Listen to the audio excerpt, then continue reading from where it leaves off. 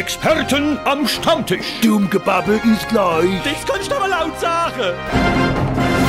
Willi, wie alt ist denn dein Sohn jetzt? Der Wilhelm war 23. Mein Gott, wie die Zeit vergeht. Der hat jetzt eine Freundin. Aber Willi, das ist doch normal in dem Alter. Ja, schon, aber es ist doch der Erste. Ich hab halt Angst, dass er nicht aufpassen, dass irgendwas passiert. Jo, der Wilhelm wird schon wissen, wie es geht und wie man sich verhindern tut. Der weiß schon, wie es geht, wenn ich mir die Hefte unter seinem Kopfkissen anguck. Was für Hefte? Kochrezepte sind's keine, obwohl ein Haufen Knädel abgebildet sind. Erwin, hast du mit deinem Sohn auch Probleme? Oh, das Hören. Wenn der so weiter futtert wie die letzte Zeit, dann platzt er eher, als dass er eine Freundin findet. Ist er so arg? Es ist ja nicht nur die Menge, was der neu schaufelt. Der schlingt auch wie ein hungriger Wolf. Und wollten mal so Essen ab und zu versalzen tust. Ja, das hab ich da auch schon gemacht.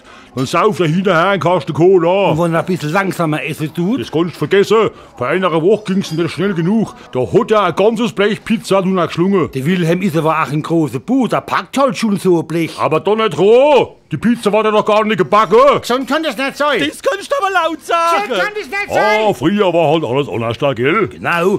Mein Vater hat mir was erzählt, wenn ich mit dem Mädel heimgekommen wäre. Wenn ich überlege, da hat's einmal die Woche Fleisch gegeben, aber überhaupt. Und? War's nicht auch schön? Doch, es war schön. Alter, Erwin, jetzt mach aber nicht so, als ob das früher schlecht ging. Er hätte eine eigene Metzgerei gehabt und du warst mit 30 Jahren schon so fett wie heute. Ah, das liegt an meiner Drüse. Da kommt doch eh nichts Du, dazu. Willi, reiß dich an, stell dich auf wegen deinem Sohn und ich was verhieden. Schließlich warst du der Einzige, wo hat heiraten müssen. Jetzt kannst du doch gar nicht vergleichen mit heute. Das war doch eine ganz andere Zeit. Ah, Willi, ist babbel aber nicht. Du musst uns auch schon Kondome geben, gell? Alter Gosch, Erwin, und kümmere dich doch um deinen eigenen Scheißdreck. Du brauchst jetzt gar nicht die beleidigt drüber was zu spielen, Willi. Du wunderst dich, dass dein Sohn so fett ist, aber selber fressen wie ein Mähdrescher. Das sagst du, der so blöd zum Bimbere ist und beim ersten Mal gleich einen Volltreffer schießt. Woher willst denn du denn das wissen, ob's beim ersten Mal passiert ist, oder warst du vielleicht dabei? Okay, Herr, rutsch mal den Buckel runter. Ich geh jetzt heim. Traudel, komm, zahlen. 3 Scholle, 2 Kurze und eine Bluna.